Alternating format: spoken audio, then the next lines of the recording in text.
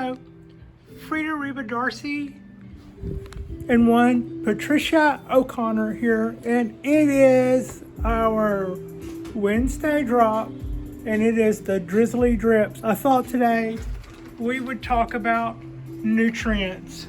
Some people say fertilizer, some people say plant food, although I think nutrients is probably a little more appropriate. I say that because it's not really food, it's vitamins to my way of thinking. Yeah, it's more vitamins. So in the past, I kind of just did it a little by feel. If you see some yellowing, that probably means you need to up the nitrogen or something.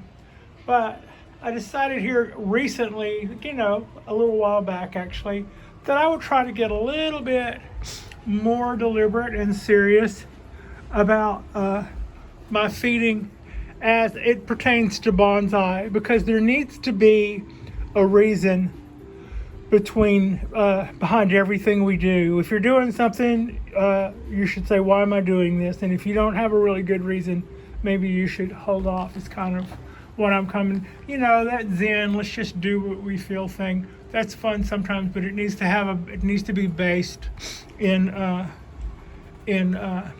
experience and timing and all those other good things. So timing, that's like one thing. And what are we talking about too? Well, for instance, I just showed you my plant food, and this is my wisteria, Chinese wisteria. Those two plants to the left there are my Japanese wisteria, and they don't like. If I want them to bloom, I'm told to hold back on the nitrogen. And to that end, I don't really know what. Looking at these labels, there is a whole area here in English for those of us who speak some form of English. However, I don't see the 3 on there, the P, K, and all that stuff. So I don't really know where we stand on nitrogen on that. But here's what else. When I first started, you have a couple of things to think about. And one is, are you going to go organic, or are you going to go with synthetic stuff? And you can have, the synthetic stuff seems to be a lot more concentrated.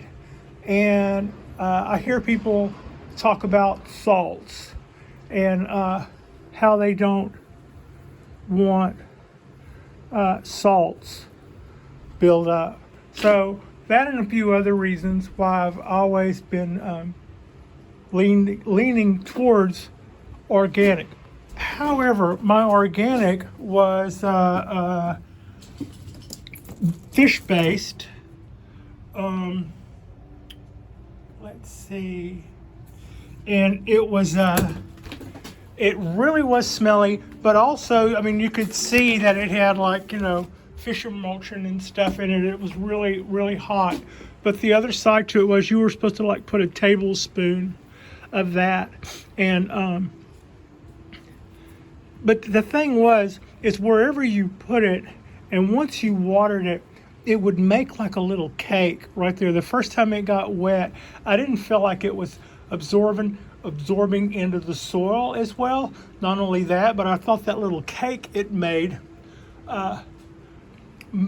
that place drier. So it did not want to take up the soil as well. So I was kind of reluctant to continue with that, and I was kind of had my ears open to find another way before finally one of the people who I'm now paying for some bonsai tutorials and stuff. I watch a few of the programs that support a wealth of information, And what I've learned was to go, well, this is not a paid endorsement, but this does make it. When somebody finally said, yeah, I'm just going to say we use BioGold, and you can get this online. I got that online. And it comes in these pellets. About 3 or 4 of them would be the equivalent to a tablespoon. This pine tree is a black pine. It's under development, so it can get fed, as can that one. That one cannot. Also, my oak tree is an evergreen, and it's still doing stuff. So I'm gonna feed it. The smaller pine here, it's in development, so it can get fed. The pines that are not currently in development, the ones that are supposed to be a little farther along, those guys, we won't be feeding those until a little later. It's the last feeding for that would have been, I believe, fall. The one next to it that I had all the problems with, I will be feeding it because with the troubles that we had, it's now back in development. And with the root troubles that I had the last time I fed it, which was the fall, it didn't take up that. So part of what we're seeing is all the problems that we had with root dieback. And part of what we're seeing is all the nutrients that we missed out on because those roots weren't taking up the nutrients they were supposed to. Now, I've also heard people saying that you're not supposed to feed sick plants, but I don't know if that means plants that were made ill by being undernourished. So let's see until I find out otherwise. I'm going to try to see what being proactive will get me here. Hopefully that's not a wrong move. But this is good organic fertilizer. Like I said, one of those is the equivalent to a tablespoon. And depending on how big the pot is, we would put a tablespoon around. Noticed I put 2 little piles there. I'll add one to that. And get this guy on the back corner here. So that'll be that. So it'll be a 1, 2, 3 based on this being a larger pot. 1, 2, this being a smaller pot. 1, 2, this being a smaller pot. If I were going to feed my maple now, and I'm not really sure whether or not it'd be a time to feed a maple, but I'm thinking probably not. So that would probably get 3 or 4. This guy will probably get a tablespoon on all 4 corners as well. So, are we being? Yeah. Don't be looking for me to drop any of this, and if I do, don't be trying to be opportunistic. This is a fertilizer. It probably wouldn't be that good. But it's stinky, I know, but it probably wouldn't be that good. So, although those same guys do make koi food, which is weird because I bet in some base this might actually be koi. It could be the soylent green for fish. I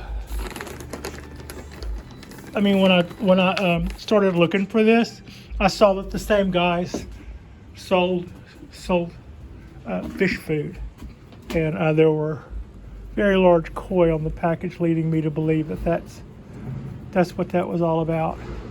Probably a similar looking product. So this is also an evergreen, so it's needing to do a lot of stuff, so it gets fed.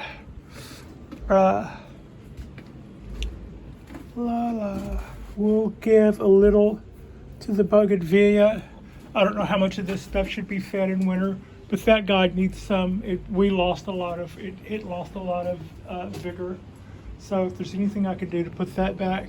The ponderosa is not in development and probably should not be fed nor should its little sister until fall. And yeah, and the 17 year from seed is not in development. So it did get fed. It got fed like it was supposed to in the fall, and it would have taken up those nutrients. So I don't think it's time to feed that guy yet. But when it comes to fertilizer, these guys, so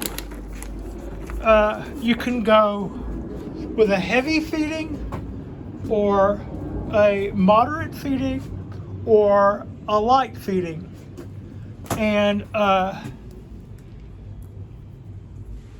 a heavy feeding would be a tablespoon and a half once a month. A moderate feeding would be a tablespoon once a month. And a light feeding would be a half tablespoon every 8 weeks. So actually the terminology was every 4 weeks, every 6 weeks, or every 8 weeks. And that's what dictates what is a no mystery there as to what is a heavy or a moderate or a light feeding. So it's nice when you can quantify things like that. It will take these pellets, which don't smell awful. They don't, I wouldn't put them behind the ear necessarily, but they don't smell bad. And they're handy, and it should break down probably a little longer than 4 weeks now, because I don't know. Well, it's going to depend on how much uptake is in the roots currently. So, yeah. These guys are in heavy development, and their roots are still pretty busy. I could kind of see this thing swelling up below, like there's a little rumbling going on down under. So let's see, that's covered what a dose is, when a dose is. When I know more about my maples, I'll know whether or not it's time to feed or not. I suspect not, or I would probably take a chance on doing it. I know it's time for these pines only because they're in development. I think it's okay for these oaks only because they're evergreens and they're still doing stuff. So if they're doing stuff, they might as well be eaten. I don't think I've heard anybody warn against the dangers of watering this time of year. I mean, feeding this time of year. So yeah, that's our little 13-minute tutorial on what I finally picked up on how to get a good start going on these guys when it comes to feeding.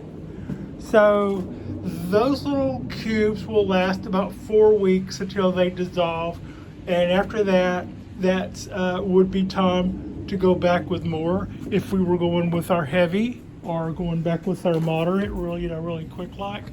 But yeah, if I were going with a heavy, those little piles would probably all be a little bit bigger.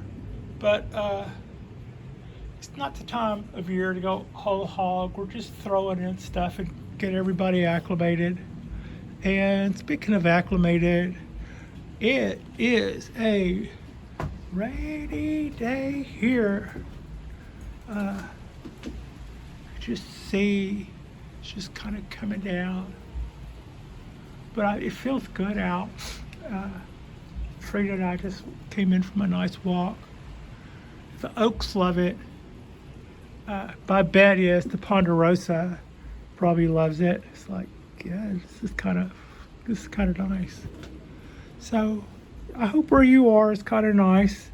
I will see you again on our Friday drop, and I'm not sure exactly what our Friday drop is going to be yet, but if you have any questions about what I've learned about nutrients so far, I will probably pass along what I find out about the nitrogen levels on BioGold.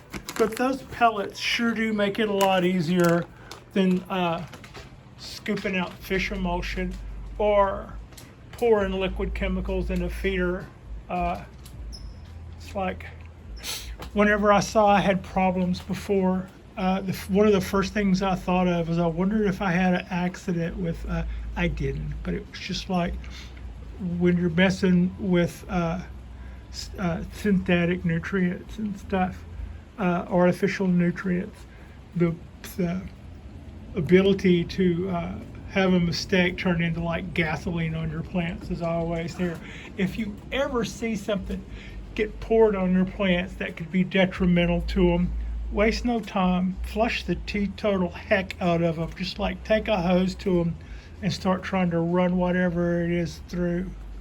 I mean, if you're right there on the scene, you might scoop off whatever you can get off the top, but somebody ever like overturns their scotch at your bonsai tree or something, flush that out. It's probably not a good way to go.